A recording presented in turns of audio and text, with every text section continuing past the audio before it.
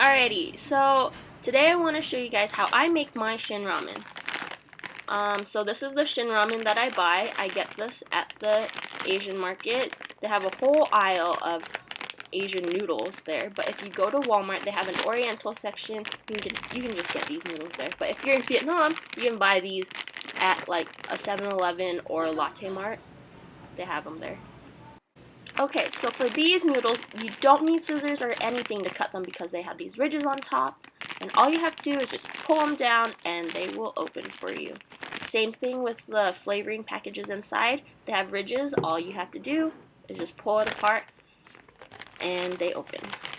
Okay, so the first thing in this packet I'm going to take out is the noodle. And if you ever compare these to like Vietnamese noodles or Thai noodles, you can see that these noodles are like huge and the other ones are tiny. So this is the vegetable packet. These are dehydrated vegetables, so you need to boil them in hot water in order for them to cook. So this is the soup base. Pretty self-explanatory. Yes, this is the whole packet in all of its glory that I just... Okay, so the first thing I'm going to open is the dried vegetables. I think they have like shiitake mushrooms in there, because when you boil it, it looks like chunks of mushrooms.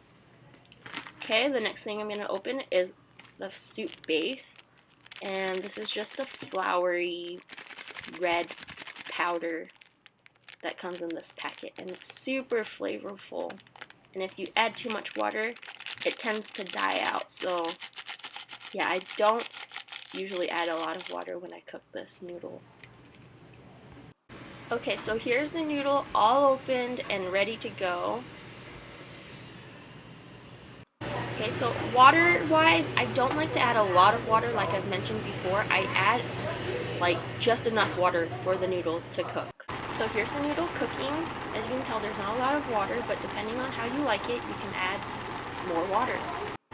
Okay, so I like to add an egg just before the noodle cooks thoroughly, and this is the point where the noodle is not too soft and not too hard.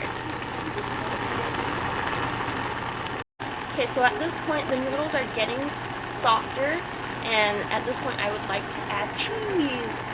This is just the regular Kraft American cheese, and do not get imitators because they do not melt like the regular Kraft American. Okay, so at this point I've already turned off my stove, and here I am putting my cheese on top and just kind of letting it melt, but not a lot because I don't want it fully immersed into the broth. And as you can tell, it's just right on top of the noodle, and the egg is not too cooked. So I'm here pulling it up, and you can tell that cheese is just on top, and when you pull it up, it's like cheese Shin Ramen. You guys gotta try this. Have fun!